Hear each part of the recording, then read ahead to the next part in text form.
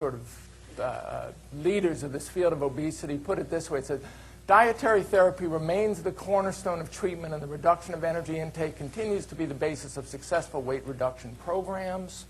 And then 2 paragraphs later, the results of dietary therapy are known to be poor and not long-lasting. So how can it be the cornerstone if the results are known to be poor and not long-lasting? Should this come as a surprise?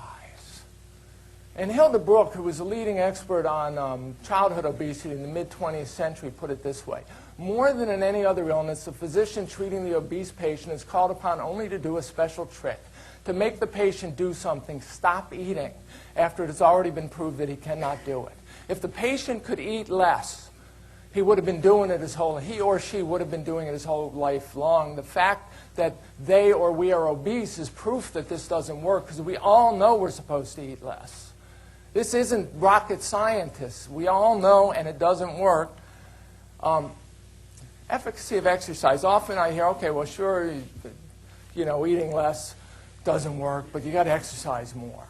And that's the key. And actually now you see a lot of the associated, like heart disease and diabetes are considered results of the result of sedentary behavior, because people don't want to say it's a result of eating too much. So the fact is we're too sedentary. It's the flip side of the coin. And I could quote you meta-analyses for that too, but I find this much more compelling. In 2007, the American Heart Association, the American College of Sports Medicine published their physical activity guidelines. This is 10 researchers, all exercise physiologists. These are people who want us to exercise, who firmly believe that exercise is an integral part of a healthy lifestyle. And yet, when you read their report, this is what they said. I almost fell over when I saw this. It is reasonable to assume that persons with relatively high daily energy expenditures would be less likely to gain weight over time compared with those who have low energy expenditures, okay? Another way to put that is it's reasonable to assume that if I go from being a couch potato to a marathoner, I will be less likely to gain weight over time, right? So far, data to support this hypothesis are not particularly compelling. And the point is, this hypothesis is at least 100 years old. Okay, you could date it to 1907. You could even date it to the mid-1950s, 1850s. It's been around ever since researchers demonstrated that thermodynamics holds for animate objects as well as inanimate ones, which were the late 1880s, 1890s. And if the data to support this hypothesis are not particularly compelling after that long a period of time, you want to ask yourself, maybe it's because the hypothesis is wrong.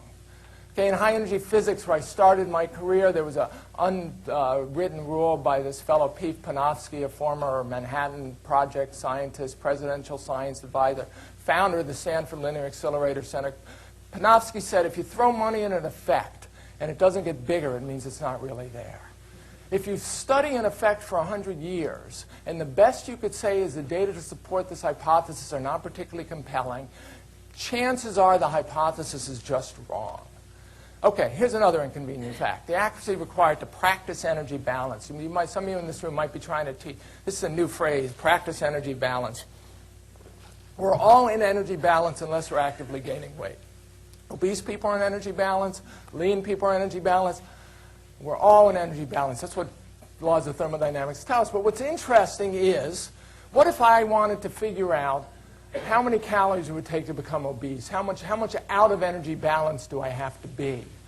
So we eat on average, you could say 2,700 calories a day between men and women. That's 1 million calories a year, 10 million calories in a decade, 12 tons of food in a decade. If I want to maintain my weight to within 10 pounds over the course of a decade, it requires matching the calories in to the calories out. This is oversimplified. So I'm going to say the calories that go into my fat tissue to the calories that come out of my fat tissue to within 11 calories a day. That's better than 0.4% accuracy. Okay, how many people in this room think that they can judge how many calories they eat to within, say, 200 calories a day? And how many have any idea how much they expend? Oh, we got one person. Okay, how about 100 calories a day? Do you think you could do 11 calories a day? If you're off, on average, by 11 calories a day, you will get obese over the course of 20 or 30 years, okay? That's all. And this was something that was pointed out by metabolism researchers prior to the Second World War. Eugene Dubois, who was the father of the metabolism nutrition school in the United States, in his seminal textbook, put it this way.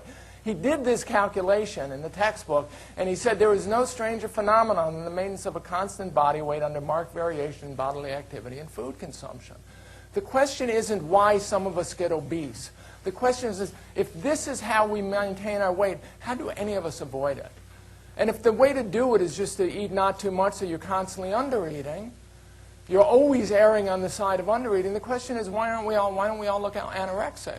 Because the mathematics goes both ways. You know, if we get too fat because we eat too much, we should all be too thin because we're undershooting.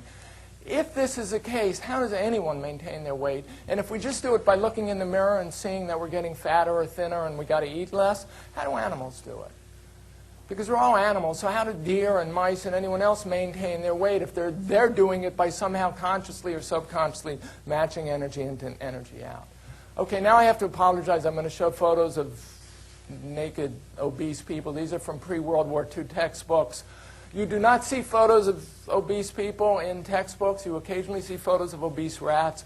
Prior to World War II, researchers who studied obesity thought you could learn a lot by studying how people get fat, not just whether they do or not, where they accumulate fat. And what I'm doing from here on in is channeling the pre-World War II German and Austrian researchers who studied this problem. Because what happened is, with World War II, that school of research vanished. And those people perceived obesity entirely differently than we do. Okay? So one of the first questions they asked, this is a photo of lean identical twins, this is obese identical twins. Okay? Our overeating hypothesis might tell us why these women are fatter than these women. These women ate more and exercised less, right? But it doesn't tell us anything about why they have the identical body and why they have the identical body. And we all know, I mean, identical twins aren't just identical in facial features. Their bodies are identical also. So does the genes they consume tell them exactly how much to eat and how much to exercise? Is that what their genes they've inherited tell them? Or is there something else going on? So the point is, our overeating hypothesis might tell us something about this relationship. It doesn't tell us anything about this relationship, and we want our hypothesis to do that. Another example, clearer way to think about this is animal husbandry, a variation on the theme. Animal breeders have been breeding animals to be more or less fatty for hundreds, maybe thousands of years. So this is a particularly fat breed of cattle. It's an Aberdeen Angus. It's a beef cattle. Here's the meat from it. You can see the fatty interstitial, the fat in between, the fat everywhere. I'm not used to the 7:30 in the morning thing. I don't know if you guys are. I mean, I can't get enough caffeine by 7:30 to do this. Okay, the Jersey cow is a lean cow. It's a dairy cow. You can see the ribs showing through. And so the question is, why is this cow fat and this cow lean? And when we breed for this cow to be fat and this one to be lean, what are we breeding for? Are we breeding for a cow that does this one eat more and exercise less than this one? Okay, like the old Far Side cartoons, when it gets dark out at night, does a Jersey cow go out for a run? You know? I mean, cows tend to be sedentary in my experience, although I didn't grow up on a farm. One of the interesting things is, the Jersey cow is a dairy cow. And you can see the swollen udders here. So you could think of it this way. When we create a beef cow, we want, in a brutally way of thinking about it, a cow that takes in fuel down here and turns it into fat and protein. And here we want a cow that takes in fuel and most efficiently turns it into milk. We don't want to waste space filling up this cow's. We don't want it to waste fuel, getting fat and producing meat. And we don't want this one to waste fuel producing milk. So maybe the genes we're breeding for somehow determined how the fuel they eat is partitioned, how it's shared, where it goes. Does it go here or does it go here? We can be pretty certain we are not breeding for whether these animals can eat in moderation or not. Here's another inconvenience. There are sexual variations in how we get fat. Men tend to get fat above the waist. Women tend to get fat below the waist. Interesting thing is, when you put on fat above the waist, it doubles your risk of heart disease. If this man were to put on the fat below the waist, it doesn't. What the hell do calories have to do with it? If where I put on the fat determines whether or not my risk of heart disease goes up.